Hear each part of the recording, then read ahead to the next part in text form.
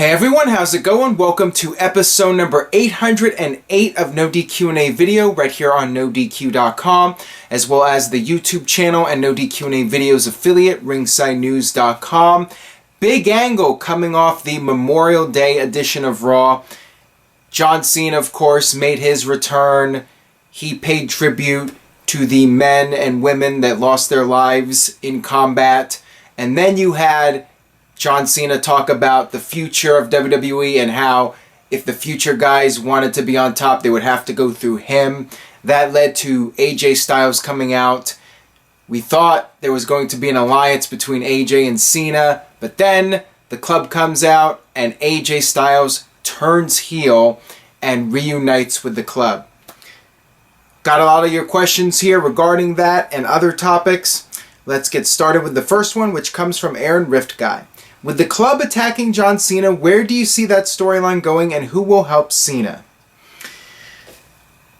It'll be interesting to see if this storyline elevates AJ Styles and the club for that matter.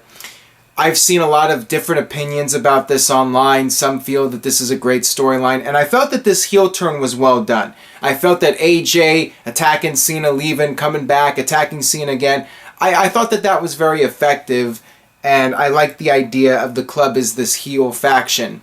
And the positive to this is that AJ Styles will continue to be in a main event program in WWE, and I'm almost certain that AJ and John Cena will have a Match of the Year candidate whenever they have their match, whether it's at Money in the Bank or SummerSlam.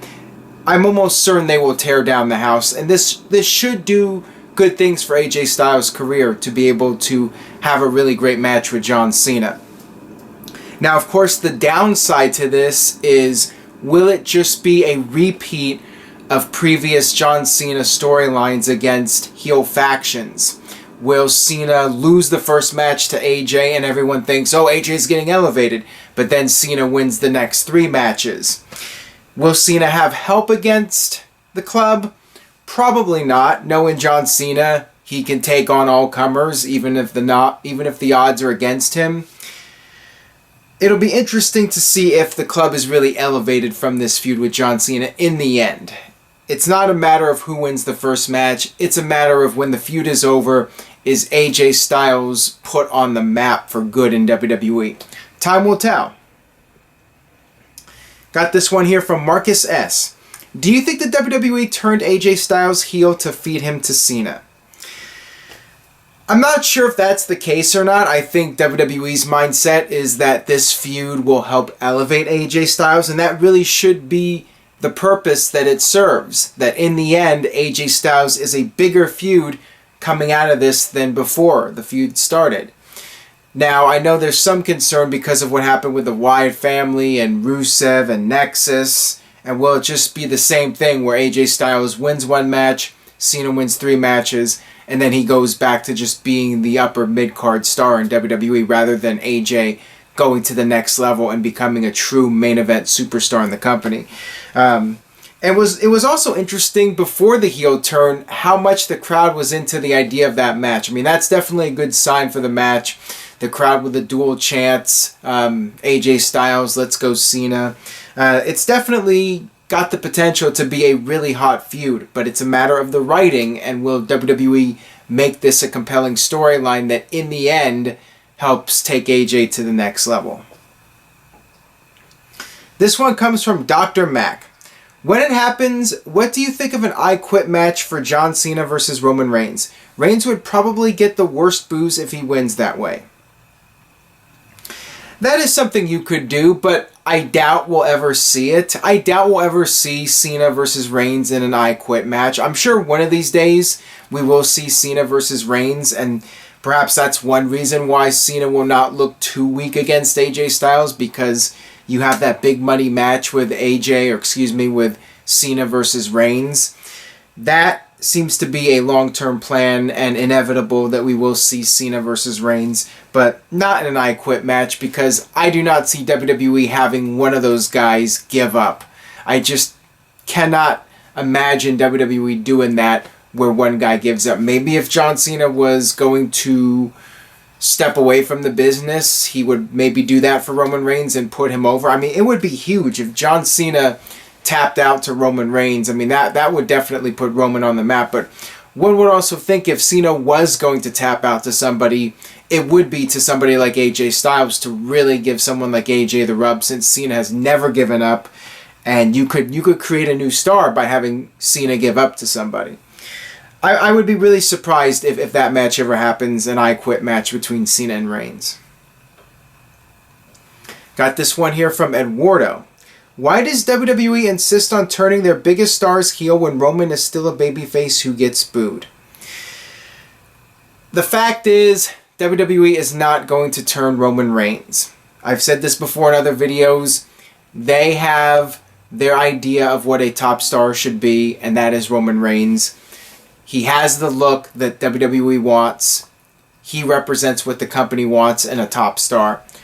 They are going to continue doing what they're doing with him, and their opinion is that if he's getting reactions, that's all that matters. As long as people are making noise and they're passionate about the guy, it's fine. WWE feels that there is no need to change things up as long as he's getting that reaction. And with AJ Styles, I mean, some might say that this works for him because he can be aligned with Anderson and Gallows and they can continue their faction from New Japan. It's going to be interesting because AJ Styles is known for his high-flying moves and he's not as well known for his promo abilities. And when you're a heel, you got to be really strong on a mic, in my opinion. So I think it will be difficult for AJ to be a successful heel when he's known for doing all the flashing moves and he's not exactly the best promo.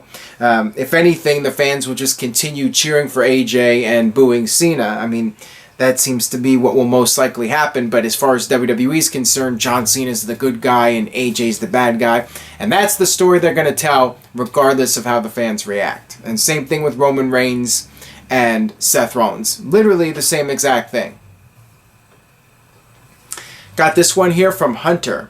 Do you see a Roman Reigns heel turn happening ever? Again, I doubt it will happen anytime soon, if ever.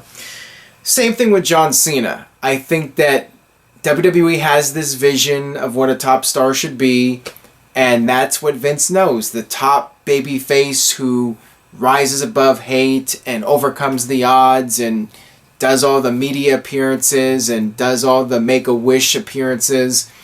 And Roman Reigns is the successor to John Cena. Roman Reigns is the guy that is expected to carry the company as the new John Cena for years to come. That's just the way it is. And even a John Cena heel turn, I think it's too late on it. It would have been interesting, though, if Cena had turned heel instead of AJ and it was Cena with Anderson and Gallows. That would have been quite the swerve, but WWE did not go in that direction. And they're going with the AJ Styles heel turn. And I doubt we're going to see a heel turn from either Roman Reigns or John Cena. And you have to remember, it was WCW that turned Hogan, not WWE.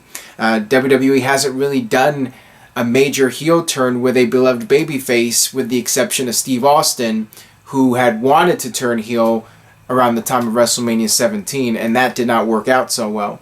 But as far as the good guy, I mean, they did do it with Bob Backlund. You know, I forgot to mention Bob Backlund, but they did want to turn Backlund heel when Hulk Hogan first won the WWE title in 1984, and Backlund refused to do it, left the company, and then a decade later he went ahead and did the heel turn.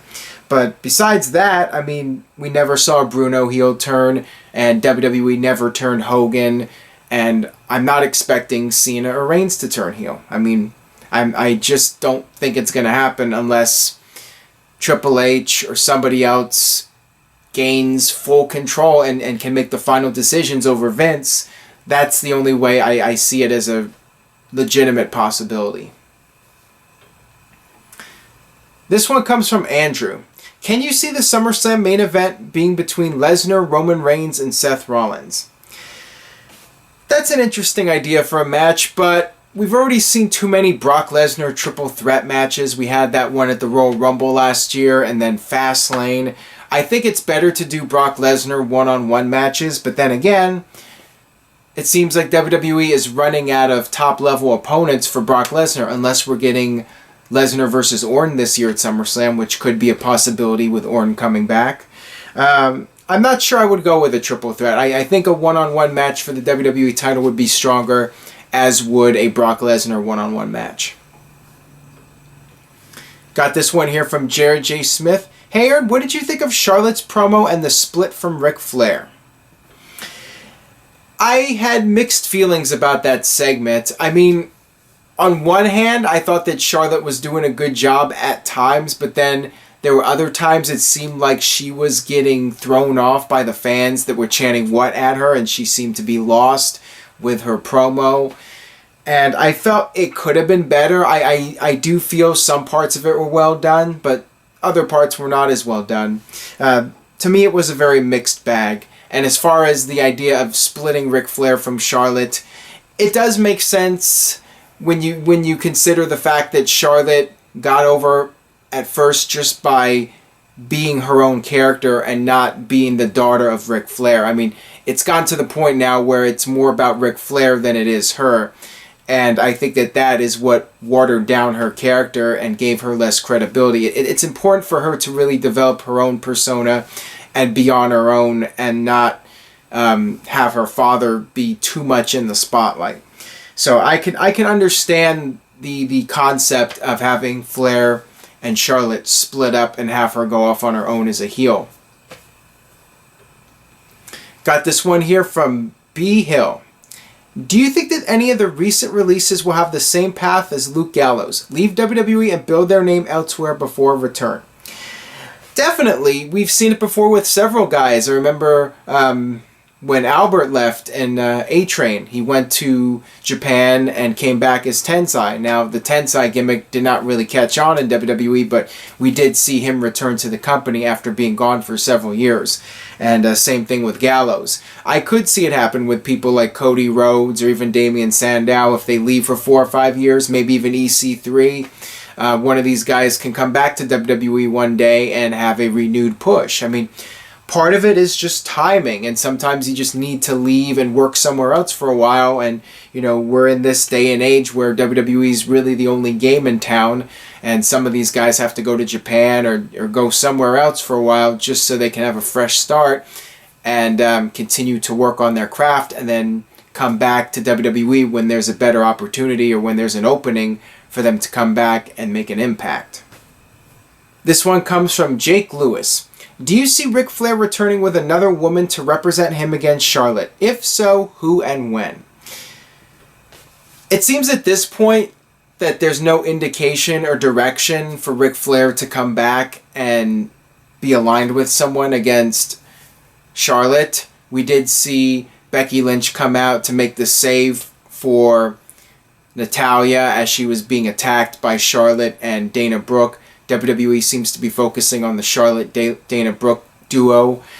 It's always a possibility we could see Flair come back. But again, going back to the previous question, it seems like it's better for Charlotte to be on her own. And if Flair gets involved too much, it's going to take the spotlight away from Charlotte and put it on Flair. And in the long run, that's not good for Charlotte's career. She really needs to have her own identity and not be in the shadow of her father.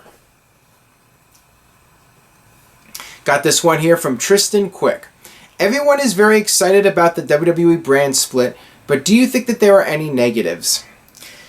Many would say the biggest negative is that the shows will be even worse than they already are with half the roster on one show. I am a little bit concerned because besides the big AJ Styles versus John Cena segment, this week's Raw wasn't that good. I mean, it really dragged on. There were tons of commercials, a lot of filler on this show, and this is with a full roster. So what are you going to do when there's half as many people on the show? That is definitely a cause for concern. And again, I think the weakest thing about WWE is the writing, and I think that it doesn't matter if you have 20 guys or 10 guys. What matters is you have compelling television and you have storylines that you want to follow, and you have a reason to tune in to Raw every week, and you have something that keeps you hooked from start to finish. That is really what's crucial, and that is what's important. If the brand extension is going to succeed, you need some strong writing. And my hopes are not that strong for this right now, because even on Raw, you had Shane and Stephanie in storyline saying that they have no idea what's going on with this brand extension. They don't know what's going to happen yet. And to me, that's channeling real life, with WWE not sure where this is going to go with the brand extension.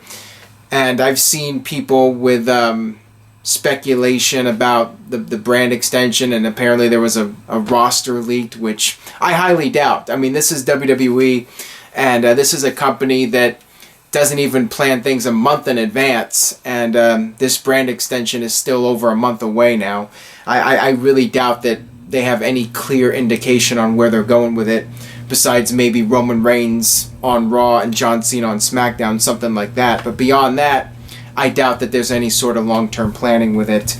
And to me, that is a cause for concern, that WWE does not have a game plan here with this brand extension. They're literally just doing it to try and boost the ratings for Raw, and more specifically SmackDown.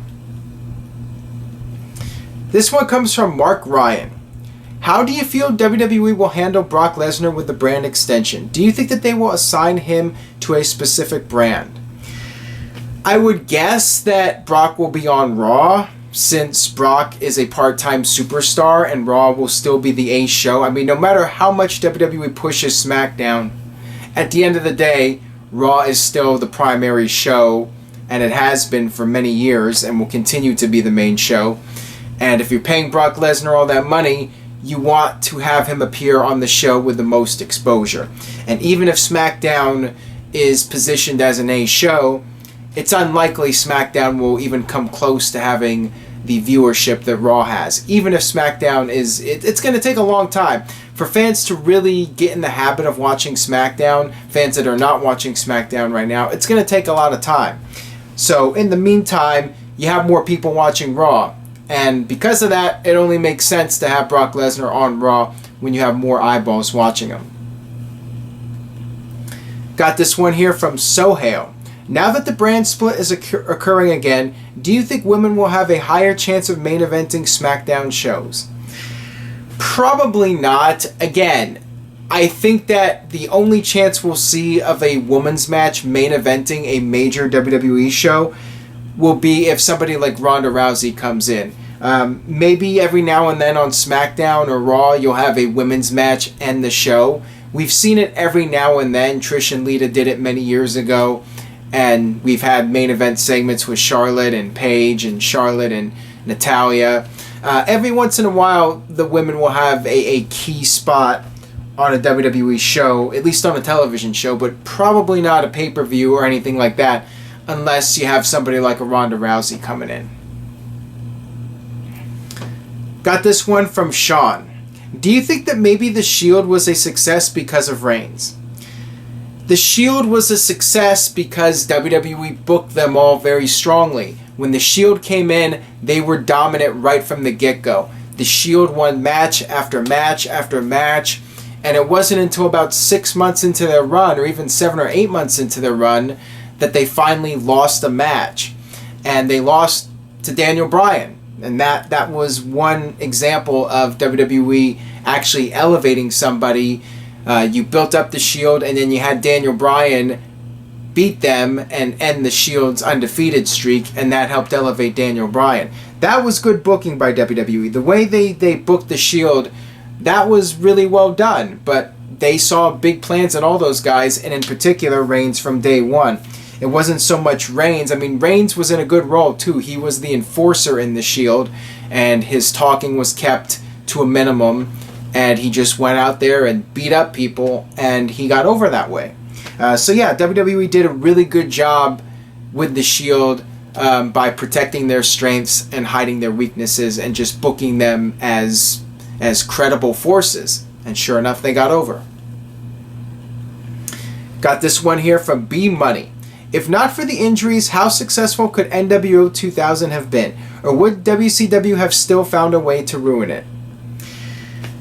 Most likely, the WCW would have screwed up the NWO 2000. I mean, the NWO was very much played out, and it was a very desperate attempt. I mean, I understand on paper it maybe sounds like a good idea to have an elite version of the NWO. The NWO got over when it was an elite group of 4 or 5 guys, and then once you started having your VK Wall Streets and your Scott Nortons in the NWO, and you just put every single person on the roster, every other person on the roster in the group, it got watered down. So, you know, I'm thinking that Vince Russo had this idea that why don't we have a new NWO with just 4 elite guys, and we can make it a credible faction. I mean, on paper it sounds like a good idea, but really it was just going back to the past. And the problem is WCW needed to look towards the future and create new storylines and create new concepts, and instead of going back to the past. And it just didn't work out for them because of the injuries, first off, but also if the guys had stayed healthy, I think it still wouldn't have done much to help WCW's finances at that time. That'll wrap it up for this edition of NoDQ&A video. Thanks as always for watching. If you enjoyed today's video, please share it with a friend. Spread the word about NoDQ&A video. YouTube.com/AaronRift.NoDQ. Also, you can check out my personal YouTube channel. I will be posting videos on there at YouTube.com/AaronRift. Check that out, subscribe, and I will see you guys next time.